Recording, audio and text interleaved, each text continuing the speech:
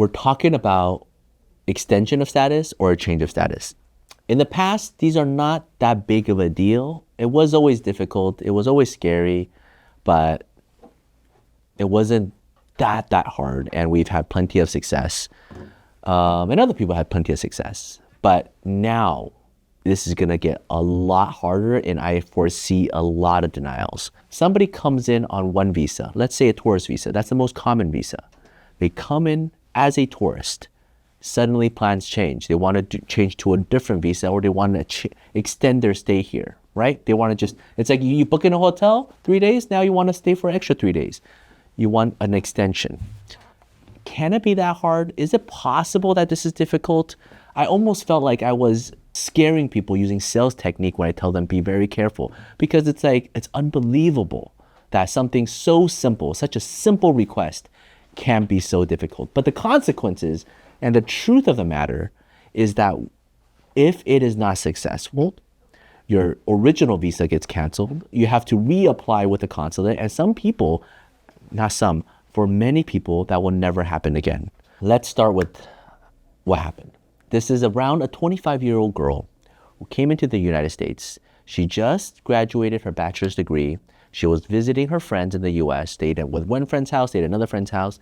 And then during this time, she really liked the United States. And she decided, you know what, I would like to study. I would like to continue my education and get a master's degree. So she did a consultation with Rebecca, planned out her education. She got accepted into a great MBA program that continues her studies.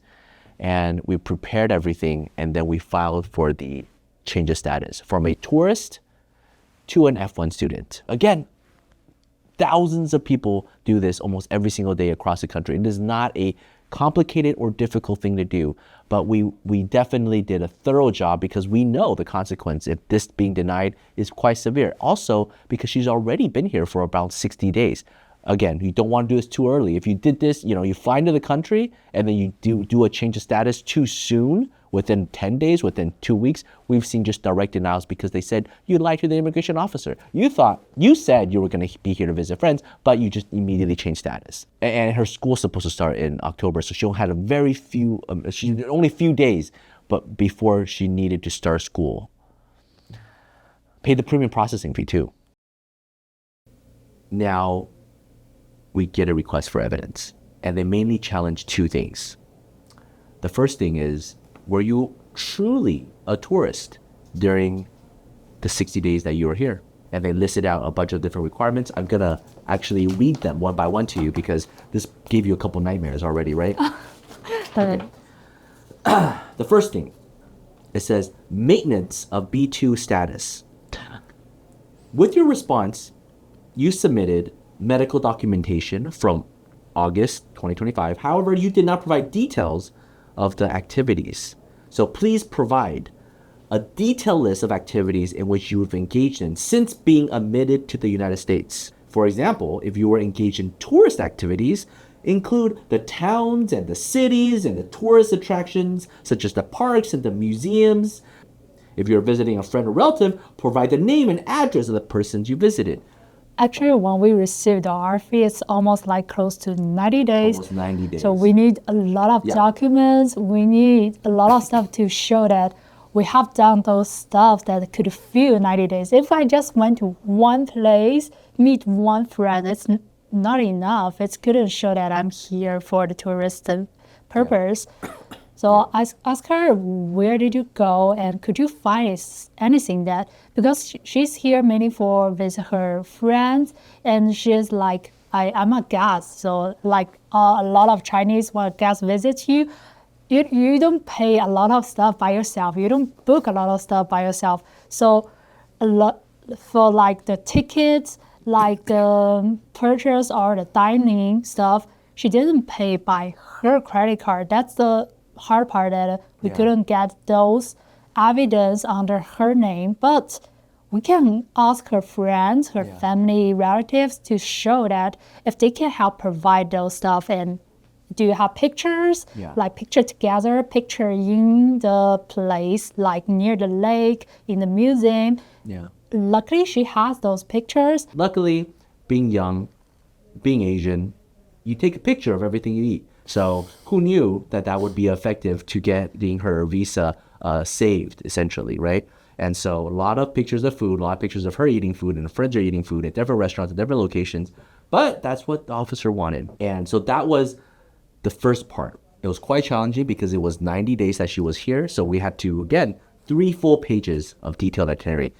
Nothing super complicated. It's just mind-boggling to most people that is this real? Is this reality? Is this what the government really wants, to know literally what I'm doing every single day?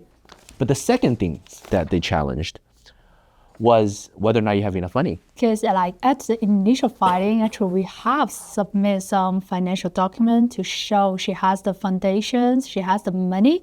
But the problem is here, her money is not all in the American United States bank accounts. It's like the external foreign accounts.